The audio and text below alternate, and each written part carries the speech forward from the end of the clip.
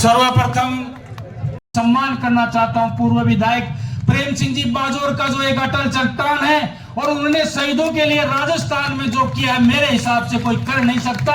और आप समझते हो कि बिना कारण किसी की बड़ाई करना इंजीनियर धर्मपाल का स्वभाव नहीं है। मैं कहना चाहता हूं कोई व्यक्ति अपने माँ बाप की मूर्ति लगाते भी आदमी सोचता है, लेकिन 1100 जवानों का जिसने मादरे हिंद के लाडले सीमाओं पर अपना शरीर का बलिदान दिया, उनकी 1100 की मूर्ति लगाकर इस देश में जो कीर्तिमान स्थापन किया है, मैं प्रेम सिंह बाजोर का स्वागत करना चाहता हूं।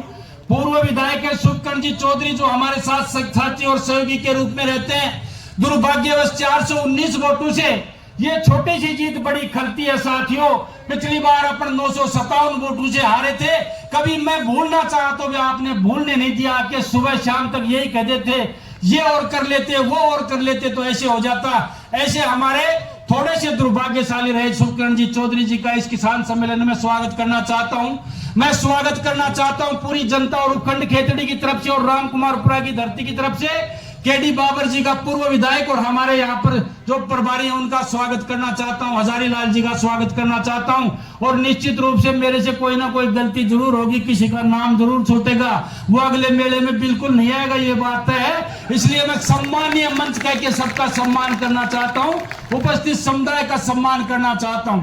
लेकिन इस बार मुझे एक बात कहना जरूर चाहूंगा आप लोगों से कि पहले जब हम इस कार्यक्रम करते थे, किसान सम्मेलन करते थे, तो निश्चित रूप से आप में जोश होता था। लेकिन इस बार ये जो बीच की जो दूरी बढ़ी है, ये मैंने नहीं बढ़ाई है, मैं तो अभी भी वही हूं आपके पास ही। ये मुख्यमंत्री और उप मुख्यमंत्री के कारण ये दूरी बढ़ी है। अगली बार हो सकता है इसको और नजदीक कर देंगे, कोई ना कोई इनमें से मंत्री बन के जरूर आ जाएगा और आपके पास खड़ा होकर भाषण देगा। हम उस मंच पे दिया करते थे। सतीश जी भाई साहब तो पता नहीं, मैं भी भूल गया कितनी बार यहाँ पे आए हैं। और जिले के जो भी लोग हैं, हमारे जिला अध्यक्ष जी विशंबर जी हैं, महामंत्री जी जो लोग बैठे हैं, उनको भी याद नहीं है कितनी बार आए। मैं पुनः एक बार पूरी भारतीय जनता पार्टी का पूरे मेरे परिवार की तरफ से और उपखंड खेतड़ी की तरफ से पुनः स्वागत करते हुए अभिनंदन करता हूं। किन शब्दों में मैं आभार करूं, प्रकट करूं, वो शब्द मेरे पास नहीं है।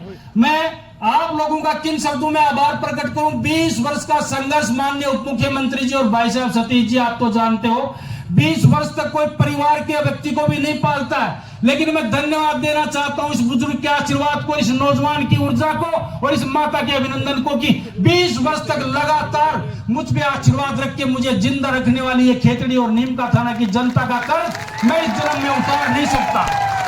मैं इस जन्म में क्या, मैं 7 जन्म लूं तो भी आपका कर्ज नहीं उतार सकता। मैं अपने रक्त की एक एक बूंद निचोड़ के आपके चरणों में डाल दो तो भी समझता हूं वो कम है। मेरा परिवार, मेरे साथी सहयोगी, मेरे रिश्तेदार आपके ऋणी और आपका ऋण उतार नहीं सकता। ये मैं निवेदन करना चाहता हूं। अगर जरूरत पड़ी तो आपके लिए कहीं तक भी कुछ भी करने की गुजर जाऊंगा और किसी भी हद तक गुजर जाऊंगा, ये आप लोगों से कहना चाहता हूं। आज मैं सौभाग्य से कहना चाहता हूं, कई चुनाव हम थोड़े थोड़े मार्जिन से डिफीट जरूर हुए, लेकिन प्रदेश में भारतीय जनता पार्टी का जो स्नेह है, जो प्यार है, चाहे वो मुकेश जी भाई साहब और जो प्रदेश के जो भी पदाधिकारी हैं, हमारे प्रदेश अध्यक्ष हैं, चाहे राष्ट्र के नेता हैं, मैं इतना कह सकता हूं, मैं चुनाव जरूर छोटे छोटे मार्जिन से हारा, लेकिन ना दिल्ली का आशीर्वाद कभी कम रहा और ना जयपुर का मेरे ऊपर आशीर्वाद कम रहा। मुझे तो माननीय भजनलाल जी ने एक बार कहा था कि भाई इस बार, पिछली बार जब मैं चुनाव हार के गया तो उन्होंने कहा रे भाई धर्मपाल, तू किसी अच्छे से पंडित को दिखा, तेरे जोग और संजोग तू दिखा। हमने तो सुना था कि कर्मों का कांकरा लगता है, तेरे तो बड़ी सारी शिला लगी है। तो मैंने भजनलाल जी को कहा अभी मान्य हो, अब तो आप किस्मत लिखने वाले ही बन गए, आप लिख दो जो लिखना है जो आप लोगों को।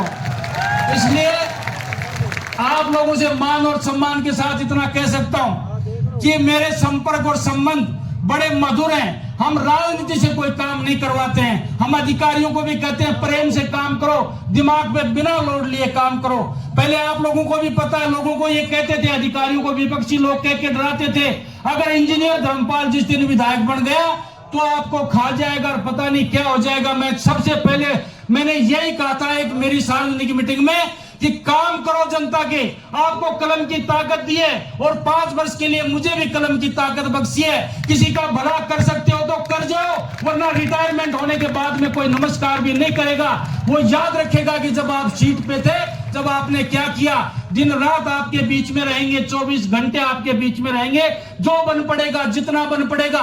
ये जोश में नहीं कह रहा हूं, जोश में वो व्यक्ति कहता है जो पहली बार चुनाव लड़ता है और पहली बार जीतता है। 24 घंटे आपके लिए हूं, जैसा भी हूं, जितना हो, मेरे परिवार के पूरे परिवार के सदस्य आपके लिए तैयार हैं। ये निवेदन करना चाहता हूं और माननीय मुख्यमंत्री, उप मुख्यमंत्री की गरिमा में उपस्थिति में कहता हूं, सतीश जी की गरिमा में उपस्थिति में कहना चाहता हूं, मेरे इस क्षेत्र में जो पहाड़ी क्षेत्र है, भौगोलिक स्थिति अनुकूल नहीं है। कभी कभी तो एक बार सरकार ने लिख दिया था कि ये नॉन फिजिबल है, इसमें इलेक्ट्रिफिकेशन ही संभव नहीं है। लेकिन मैं धन्यवाद देना चाहता हूं भैरव सिंह जी को, स्वर्गीय भैरव सिंह जी को, कि यहाँ पर स्वतंत्र में जब वो मुख्यमंत्री तो पहली बार इस पहाड़ी क्षेत्र में बिजली पहुंचाई, तो वो भारतीय जनता पार्टी ने पहुंचाई, कांग्रेस ने नहीं पहुंचाई। ये राजनीतिक मंच तो नहीं है, लेकिन मैं आग्रह करना चाहता हूं मुख्यमंत्री जी, आप हमारे से सीनियर और आज आपके पास कलम की ताकत है। हम आपसे 3-4 बातें शेयर करना चाहते हैं और मैंने लिखित में भी रखी है, आपको भी दूंगा और मेरे सम्मानीय जो मुख्यमंत्री जी हैं और दिल्ली तक दूंगा। जहां पर हमारा हिंदुस्तान कॉपर लिमिटेड का प्रोजेक्ट है, जो कभी शेखावाटी की लाइफलाइन कहलाता था, 12,500 कर्मचारी काम करते थे, आज उसकी दुर्दशा, आज उसकी ये दशा है, वहां पर 400 से नीचे कर्मचारी काम करते हैं, टोटल ठेके पे दे चुके हैं। आज दिल्ली में सरकार हमारी है और सरकार तीसरी बार भी बनने वाली है। दुनिया की कोई ताकत मोदी जी को रोक नहीं सकती। ये ऐलान करना चाहता हूं 50,000 की इस भीड़ में, जब हमारी सरकार दिल्ली में है, हमारी सरकार राजस्थान में है, भारतीय जनता पार्टी का सांसद है, भारतीय जनता पार्टी का विधायक है, भारतीय जनता पार्टी का जिला प्रमुख है, तो हमारे हिंदुस्तान कॉपर लिमिटेड को जिंदा करके इन युवाओं को रोजगार के अवसर पैदा करें, ये आपसे निवेदन करना चाहता हूं।